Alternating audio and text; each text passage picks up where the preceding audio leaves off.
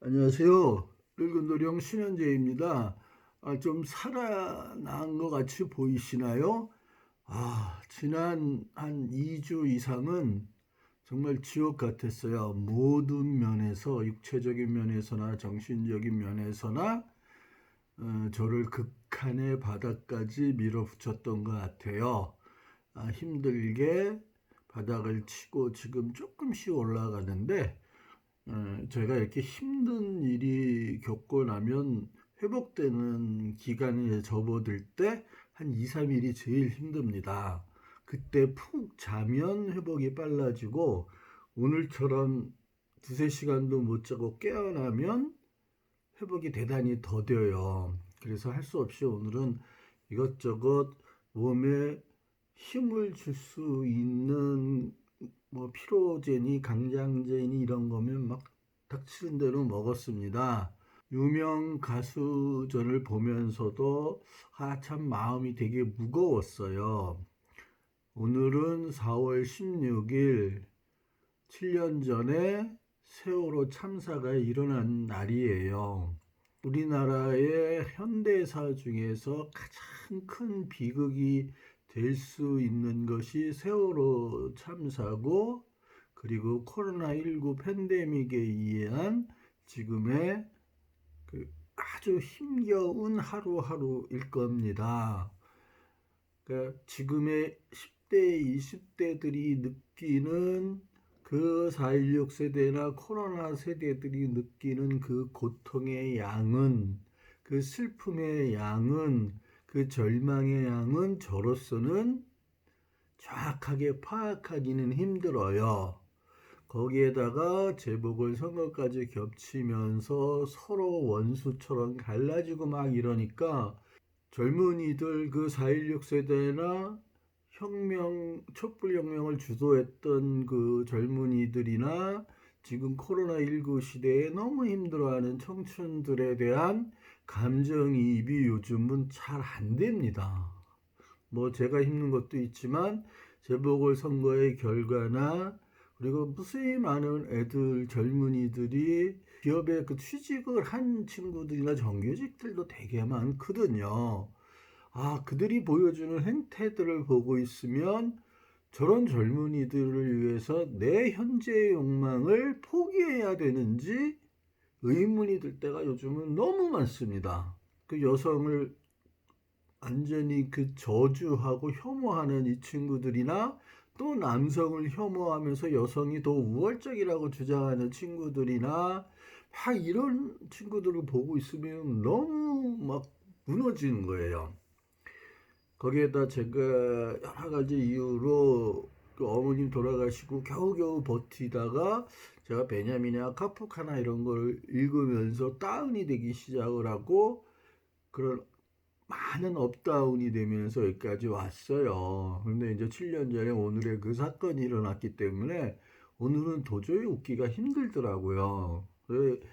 3시간밖에 못 잤지만 꿈속에서 아이들을 봤습니다. 그러니까 제가 세월호 참사가 처음 발생하고 나서 이승윤 씨처럼 기도보다 아프게 나온 가사처럼 저 또한 다른 일을 못 하겠었어요. 그래서 그때부터 유족도 찾아뵈기 위해서 안산을 자주 가고 도움이 드릴 수 있는 걸 찾으면서 거의 모든 글들을 세월호 참사에 대해서 썼어요. 그리고 중간중간에 참 그 기간 동안에 많이 아팠습니다.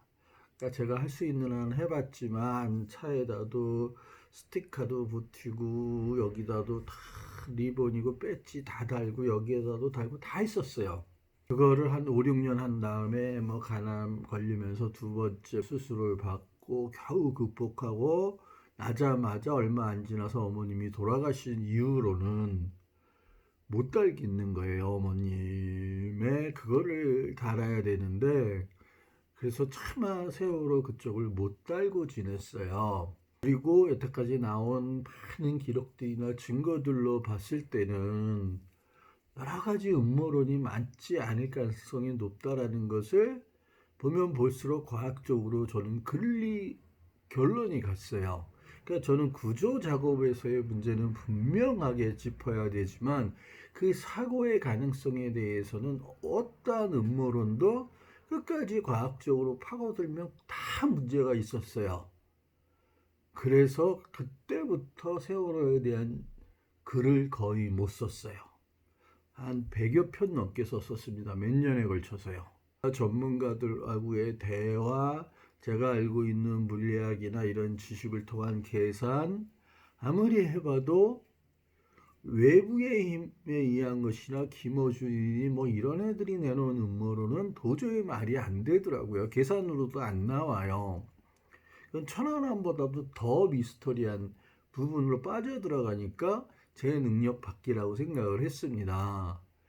그 이후로 침몰 원인이 뭔지를 모르기 때문에 어느 순간 갑자기 두려움이 밀려오면서 세월호 아이들에 대한 글을 못 쓰게 되더라고요. 그리고 제가 많은 죽음을 경험했듯이 죽음은 사실 남은 자의 것이 되거든요. 떠나간 분들은 아이든 어른이든 하늘나라에 갔으면 거기서 새로운 삶을 찾았을 거고 7년이면 충분히 행복한 삶을 살고 있을 거란 말이에요. 그래서 그런 것도 생각이 들었고 부모님들을 도와주시는 분들도 많고 그리고 또 문재인 정부 때 해결이 되리라고 봤는데 그런데 과학적으로 그렇게 과학자들마다 의견이 틀리면 어떠한 정부가 들어와도 그것에 대한 정확한 답을 낼 수가 없거든요.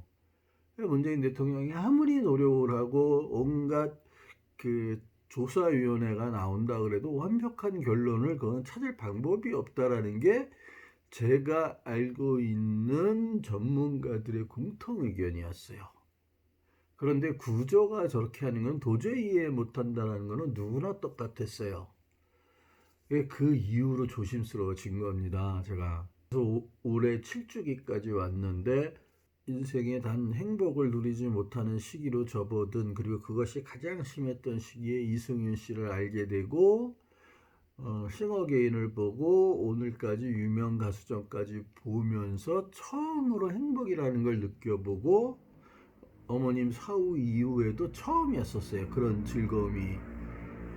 그런데 오늘 유명 가수조는 이승윤 씨가 기도보다 아프게처럼 세월호 참사 아이들을 위한 노래가 있었듯이 그리고 초대 손님이 양희은이듯이 모든 것을 진지하면서도 그 순수함이 눈에서부터 그다음에 얼굴 전체에 주름이나 이런 걸 통해서 그대로 묻어나는 정홍희 씨나 아직은 젊지만 4.16 세대에 속하는 이무진도 좀 어두운 표정을 끝내 유지하고 이소정 씨도 다 그렇고요. 이소정 씨가 나온 거는 저로서 너무 좋긴 좋았어요. 유명 가수 전에 꼭 여성 가수들이 조금 더 많아지는 게 제 바람이었거든요. 그런데 오늘 양희은 씨가 와서 4월에 4.19 혁명도 있었고 그리고 말로 안 하지만 계속 4.16을 상기시키는 얘기를 돌려가면서 말씀을 하셨잖아요. 이게 보면서도 참 따뜻한 프로가 됐는데 마음 한구석에서는 천근만근의 돌이 저를 짓눌렀어요. 이승윤 씨도 그 노래를 부를 때 그런 세월호 아이들을 생각하듯이 노래를 부르고 뭐 전부 출연자들이 조금씩 눈물이 글썽이는 모습들을 보면서 유명 가수 저를 본 이래 가장 따뜻했지만 또한 가장 슬펐어요. 지금까지 제가 막 써놓은 글을 커뮤니티에 올려놨어요. 이게 너무 예전에 쓴 거지만 뭐 온갖 방해와 그다음에 9명한테 보내지 못한 거 막 이런 것들 제가 시로도 쓰고 슬퍼하고 언론들이 그거를 몇 년간 철저하게 우려먹은 다음에 다 빠져나가고 이명박 박근혜의 죄의 원죄까지 다 추적했었기 때문에 너무너무 힘든 거예요. 그래서 이거를 다시 읽지는 못할 것 같아요. 제가 쓰긴 썼지만요. 좀 수정을 했어요. 옛날 거를. 그러면서 마지막으로 그래 정 안 되면 시로 한번 풀어보자 이제 이런 생각이 났고 그래서 마지막 용기를 한번 내봤어요. 그래서 제가 예전에 썼던 시를 조금 수정을 해서요. 오늘 세월호 아이들과 유명 가수전에서 따뜻한 마음을 아이들에게 전해준 이승윤 군과 정홍일 씨, 이무진 군, 이소영 양을 위한 그들의 마음을 함께 담아서 같이 나온 나머지 유명 가수들까지 함께 넣어서 전해드리도록 하겠습니다. 제가 그분들의 어떠한 대표성도 없지만 아이들한테 또는 남은 부모님들한테 조금이라도 위로가 되길 바라며 이 시를 읽는 거로 끝내도록 하겠습니다. 시의 제목은 그곳에도 그리움이 연그는지 이런 제목으로 했어요. 이거는 예전에 썼던 시인데 이것을 이번에 맞게 수정을 했습니다. 길게 늘어진 시간이 석양에 걸려 7년 전에 그날이 다시 오면 하나도 놓칠 수 없는 하루의 끝자락으로 외로이 흘러가는 너희들의 아픔들이 보인다. 번성하는 어둠, 그 안에 자리한 잔혹한 권력의 위선, 횡포, 너희가 흘린 눈물이 바다 위를 떠도는 공포가 되고 깊고 차가운 물속에 소용돌이 치는 두려움이 돼도 우리는 어떤 파도에서도 너희의 울음을 듣지 못한단다. 너희는 꿈속으로 와선 잠시 머물다가 홀로 떠나간 너의 뒤엔 저절로 무너지는 외침들이 있다.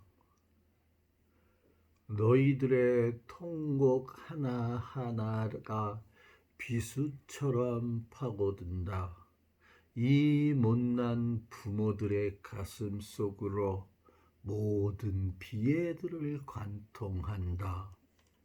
끝이 될 수 없는 사연들이 마지막에 몇 시간을 낮게 드리워진 슬픔들로 물결치며 울부짖는다. 때로는 스마트폰 안에서, 때로는 어두운 천길 물속 안에서 멀어지고 흩어지며 울부짖는다.